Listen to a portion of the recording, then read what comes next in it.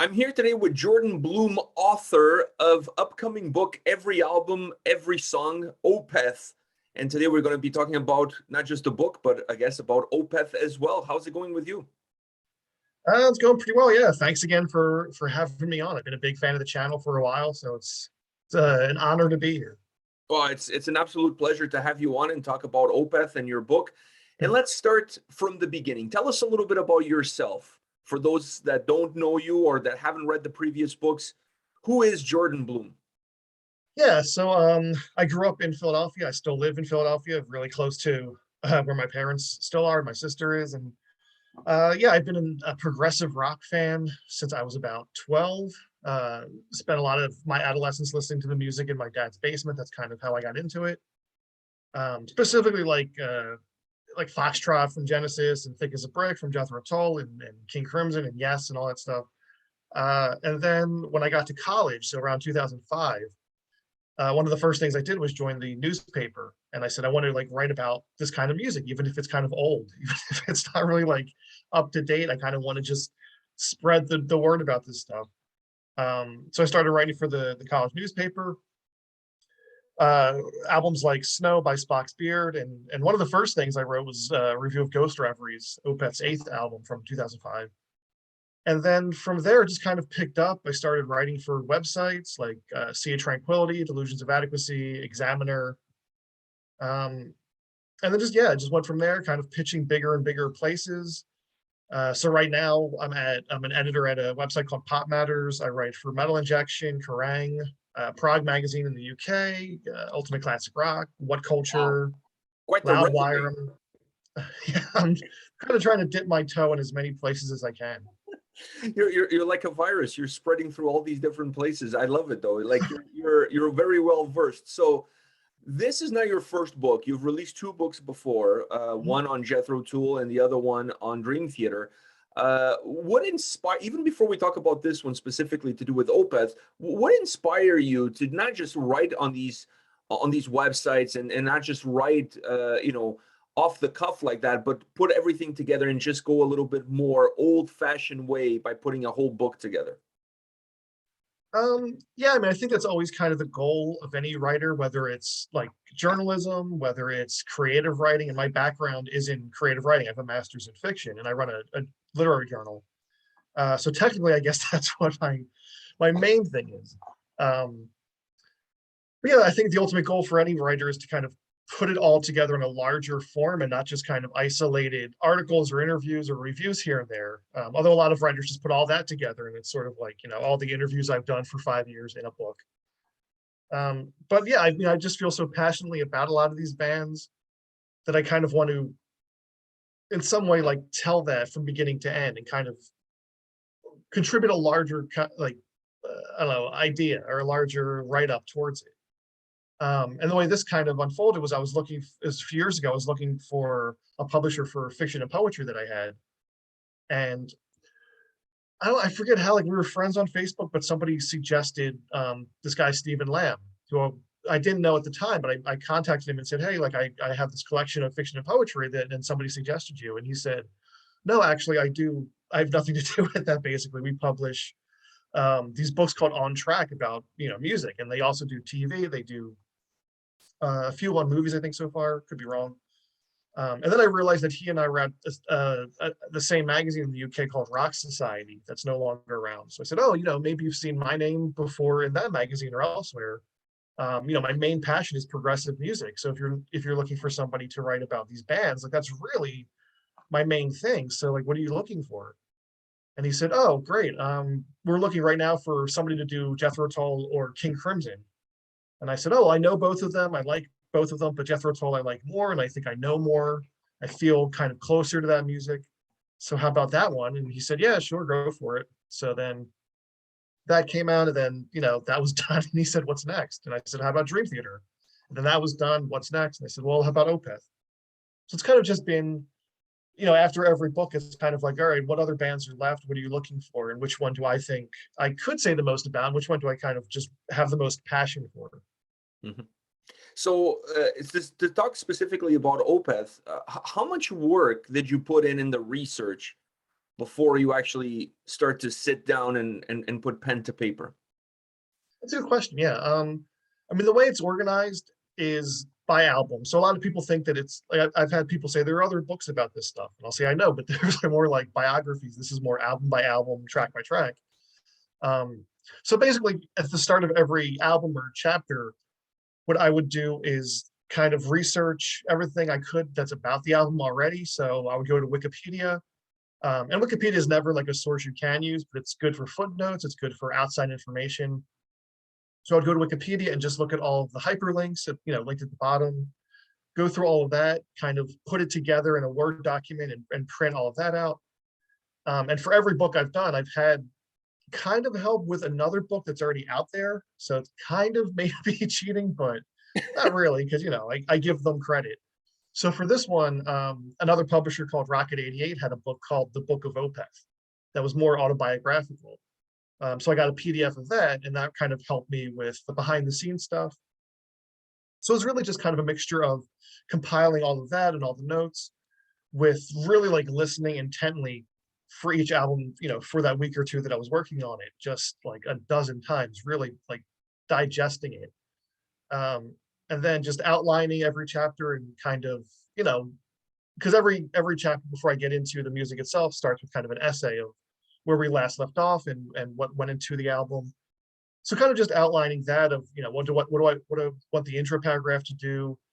Then do I go into like the production of it, the recording process? Do I go into the reviews and the sales and the tour? And then kind of like a final conclusion paragraph leading into the actual assessment. So I would say it's maybe in terms of like reading, highlighting it all, maybe like 5 to 6 hours of just research and preparation before I even start writing about it. That's a lot. Did the other two books help you when it came to this one, or maybe I should Yeah, rephrase, which one of the three was the most challenging one?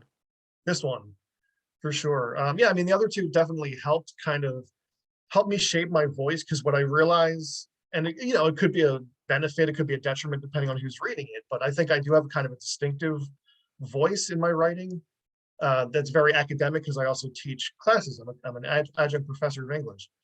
So doing the first two books kind of taught me to scale that back a bit, to make it a little more accessible, to not worry so much about synonyms and like how often do I say this word, because I kind of always like rely on Control F and like how many times did I say this, and I kind of had to get into my head that the reader's not going to analyze it to the extent you are. So it definitely helped me find that balance between accessible writing and somebody who isn't as in depth with it. They can still read it. It's still fun to read, but it's also insightful. It's also got kind of my personality in it. But yeah, this one took about a year to write. And I think that's kind of a mixture of me teaching more than I ever have, mixed with me writing more for these outlets and kind of doing more freelance work. And then also, I don't know, it's interesting. Like the closer you feel to music, the more passion, the more kind of connection you have. I think you put more pressure on yourself to get it right. Yeah. So You especially like writing about, you okay, second guess yourself a lot too, because you want to make sure that all the thoughts that you have, they come out as clear as possible so that you can make your point across. yeah. And I certainly felt that way with, like, for example, like Jethro Tull's Thick as a Brick and A Passion Play, which, I hold as the highest level of like albums of the last few decades. It's like, how do I put that into words? Or like Dream Theater Scenes from a Memory, which, is the cliched pick for their best album. I think it is their best album. So it's like, how do I capture that? So it's not only representing what I feel and why I think it's so special, but like the reader, will be represented too. But for Opeth, I feel that kind of connection to more of their albums than I do for either of the other bands. More of their albums are that special to me. So it's like, how do I even begin to break this down? So it's a lot of like pressure, a little bit of like out and out anxiety, I think, of like, how do I just start the blank page? Like the writer's greatest fear is the blank page. So it's like, where do I even start with Blackwater Park and nailing that down? But you just have to get into the right mindset and kind of have to just get in the right vibe and just start going, and it kind of just comes out of you naturally. So which one is Opeth's best album? That's a good question too, because at the end of each book, I do have to rank them. And that was, again, it was much easier for the past two books for me to say Passion Play is the best album, seems from memory. This one, I've always thought that Opeth have four best albums, depending on what kind of Opeth you're looking for. So for me, it's always been Still Life, Damnation, Ghost Reveries, and Pale Communion as like my top four. But I think, if I remember correctly, I have the book with me. I think I put Ghost Reveries as like their best because I think that's just the most representative. Like that's the one that captures everything. But like to my dying day, I will defend Pale Communion. I know people don't like the post like Watershed, like not, when he stopped doing the growls. And with Heritage, I'm not the biggest fan. I like Heritage more for what it did and the kind of integrity Ackerfeld showed for saying this is what I want to do next, even if you don't like it. Like I respect the hell out of him for that. But I'm not the biggest fan of Heritage. But Pale Communion, I think, is a masterpiece, and I will always like to defend that. It's like I think that album's great. But overall, probably Ghost Reveries. I would have gone with Ghost Reveries myself, but what do I know? We're here to talk about what you know, and that takes me to my next question, which is: do you feel like this is a book just for Opeth fans, or fans of metal in general, or even casual Opeth listeners would appreciate reading this book?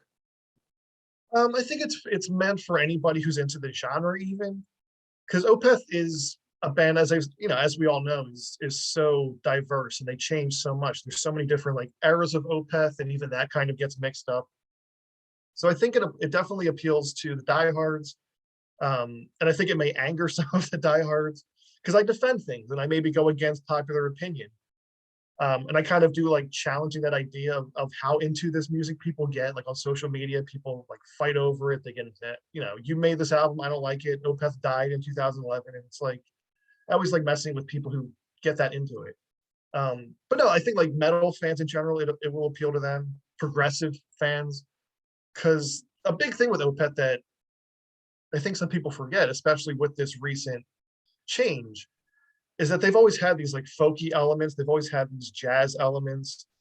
So anybody who's not even into metal, and especially like death metal, but who likes some of the bands that influenced Michael Ackerfeld, I think they would kind of learn a little bit about that he did pick up from like Camel and Joni Mitchell and Nick Drake and these bands you may not associate with metal in general.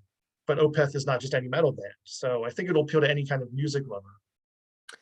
You said something really important. Opeth is not just any average metal band. What makes it special to you? The songwriting. I think like Opeth it's hard to kind of classify, but I think if you're a diehard fan of Opeth, you get what I mean, that Opeth is the best at what they do. Like I've always said, certain metal bands do something that a lot of other ones try to do, and they do it great. I mean, there's so many great bands that go for what Opeth do, but they're the best at it. In the same way I would say like Dream Theater, Love Them or Hate Them, are the best at what they do. Between the Buried and Me are the best at what they do. And there's other examples that could go into that. But first and foremost, it's the songwriting, the fact that you have somebody like Ackerfeld who can, write Deliverance in Blackwater Park and the heaviest elements of those, and at the same time have like Still Day Beneath the Sun and Patterns in the Ivy too, which are maybe two of the most beautiful like songs ever written, I would say, in popular music. And I just don't think you get that with a lot of other bands. Like it's always the melodies, it's the lyricism to a lesser degree, even though I think it's gotten better, of course. And there's certainly something almost like Shakespearean about like My Arms Are Hers, Still Life. Those are like Shakespearean tragedies. So I think first and foremost, it's the ability to transition between these templates. It's the ability to kind of experiment, to not be afraid to push fans away and get new ones, because like we always talk about what does progressive music mean? And a lot of people think progressive music is long songs and complicated songs and weird, fantastical songwriting. And it's all of that. But to be progressive, you have to progress, you have to change. And I think Opeth do that. And they, again, if this is what they want to make, this is what they're going to make. And if you don't like it, they don't really like want to please, they don't care that much about losing people if it's not who they need to be. When you set yourself to write this book about Opeth, having in your back pocket the knowledge and the know-how that went into making the Jethro Tull and the Dream Theater, did you wonder if you could put everything into a book, or you thought this may turn out to be an encyclopedia? Um, considering how it's much there is always, to say about Opeth? yeah, well, that's another important part is sort of, it's always the question of what can I say that's new about this? So especially when you get into the actual music, I do put some background if I have like an interview or Ackerfeld or somebody else talks about how this song came to be or what this song means. I'll always put that in there. But especially during like the first half of their career, he would often say, like, I came up with lyrics that kind of were very evil, they're gothic, they're metal, but I don't know what it's about. So that lends me more freedom to kind of just interpret it my own. So you always get like my perspective on things and whatever that's worth to the reader. There's that. But in terms of especially like the chapters before it, kind of like these mini essays about each album, I kind of considered what else has been said kind of ad nauseum that people can read anywhere. So you're always going to find some information in these books that you'll find elsewhere. Like it's not not every sentence gives you a brand new perspective. Like that's not possible. But it did try to dig up as much as I could that I didn't see elsewhere and I didn't see really as part of like the common knowledge history of the band and to put that in there. So at least there's a good amount of new things in there I think that people won't be able to find elsewhere, or at least easily elsewhere. I know this book is still fresh in your mind. It hasn't even been released yet. We'll talk about the release date and where people can pick it up. But since the book is still fresh there, are you still involved in it? Do you still feel connected with it, or is your mind already starting to work towards what the next one is going to be all about? Who's going to be the next band that I'm going to write about? Um, yeah, it's been about 4 months, I think, since I finished it. But yeah, now I'm in the promotional, so it's still there. But I think I've recently kind of moved past it because yeah, like when you're as anybody who like is into this music and talks about it, like when you're reviewing it, you're in that like phase, you listen to it differently. So for all these books, it takes a little while to kind of come away from that and just listen as a fan again and not be hypercritical. But I think by this point, I've kind of moved away from it to the point where I sometimes forget like what I've said about things or I forget details. So I always have the book open. It's like, what was happening there? So yeah, now I'm kind of like thinking ahead of where I want to go next. And if I want to do another one of these, it all depends on like schedule and if the timing's right and if the band's right. But I do feel a bit of distance from this to the point where I can judge it more objectively. If I had to put a gun to your head, what band after Opeth would you love to talk about? Do you have a passion for? Yeah, so I always give the same answer because if there's one band that I think everyone should know about, it's a band called The Deer Hunter, not Deer Hunter, but The Deer Hunter, DEAR. They only have a few albums out, so I don't know if they would have enough to warrant a book like this or enough of an audience. But I think they're the most underappreciated rock band around now. I mean, they're led by basically one guy who came out of a band called The Receiving End of Sirens. Five of their albums are connected, like Acts 1 through 5, an intersecting storyline.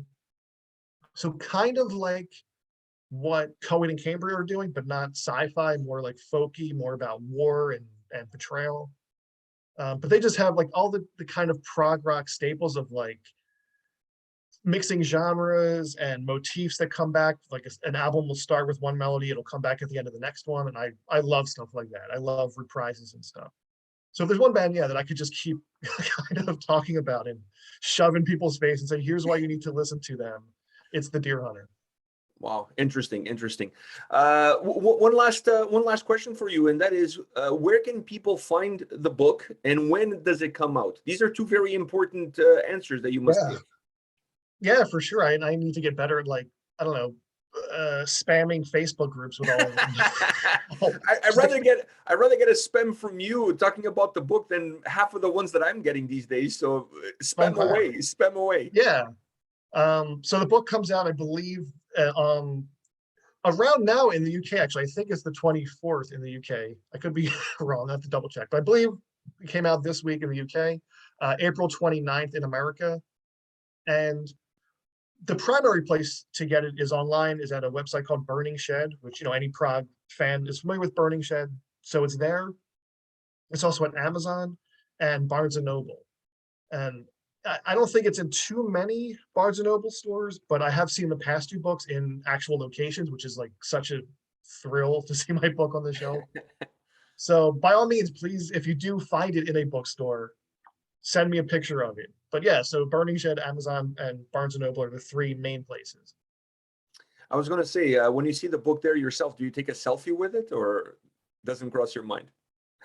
I'm tempted to, but I don't know. It's like I always wanted to be in that position, but then when you're in the moment, you feel kind of like corny doing it, and like people just look at you like, "What are you doing?" But I thought you would take a selfie and then send it to your mom or your dad and say, "Hey, I made it."